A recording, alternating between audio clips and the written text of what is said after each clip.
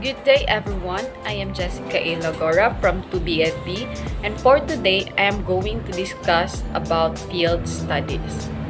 So field studies as a teaching methodology is an out-of-the-classroom activity intended to present concepts in the most realistic manner. So it presents concept in a most realistic manner because it offers or lets the student to experience or see what the real happening acquires or a certain issue acquires. So next, field study is considered as experiential learning. So why do we say so that it is experiential learning? It is considered as experiential learning because it takes the student to where the action actually happens. Next, it is often referred to field investigations. It is referred to field investigations because it requires face-to-face investigations of the happening. So let's proceed to instructional characteristics of field studies. First of it is, it ensures the collection of first-hand information and called authentic samples of preserved evidences of past life forms. The first characteristic of field studies is that it ensures the collection of first-hand information kasi nga it allows the student to observe or collect information kung saan man mismo nangyari ang action. Next, it is a way of teaching where organisms could be observed in their habitat or natural environment rather than in artificial classroom conditions. So for example here is the students are tasked to observe or study about the behavior of an animals. So, ang mga students ngayon ay pupunta kung saan man yung pinakamalapit na habitats ng animals and observe it face to face. Kasi mas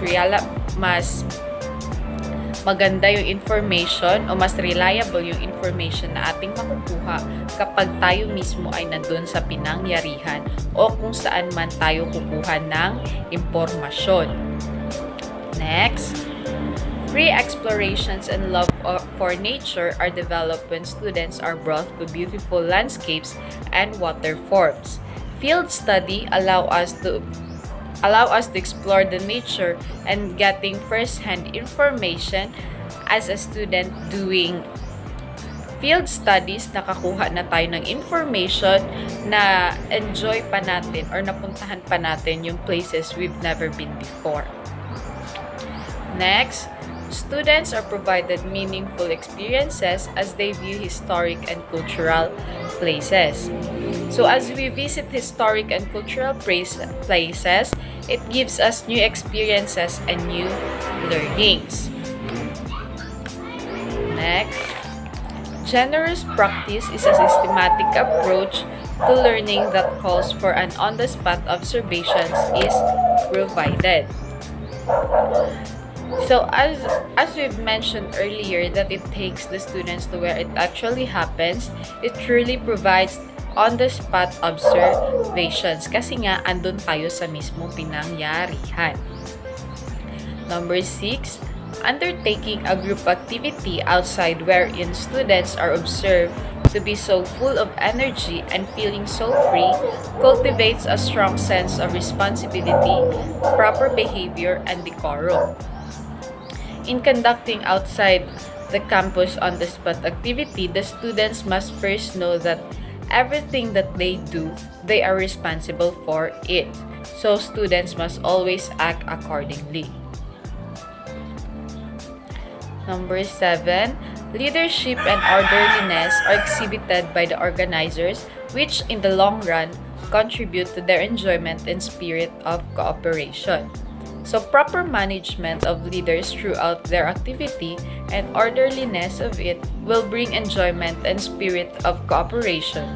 Nagsaya na ang mga students at the same time ay may natutunan pa. It's just a matter of proper management. Number 8, it enhances one's skills in organizing data and information gathered from the field and presenting them in an orderly accurate manner. From getting first-hand information, it allows students skills in organizing the data that they gather from the field study that they conducted. So, at the end of the observation or the study conducted, students must really gather or organize the data that they've gathered. So, we also have limitations of field studies. First of it is misbehavior may be observed among some who are impatient and inconsiderate of rights of the others.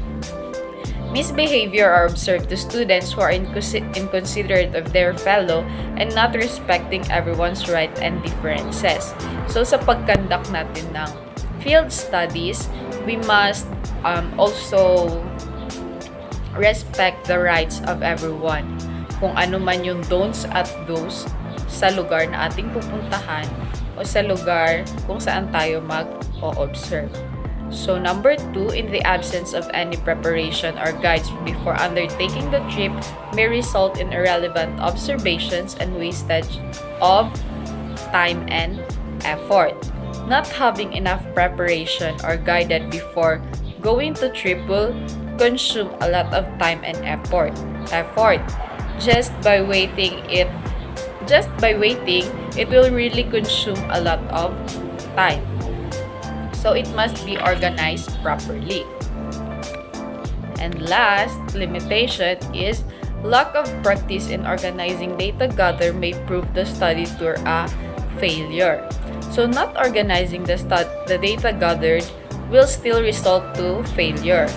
Kahit pa you do field investigations, kung hindi mo ito na-organize ng maayos, it will still result to failure. You are present for nothing and you waste time and effort for nothing if you don't know how to organize the data that you've gathered. So that would be all. Thank you.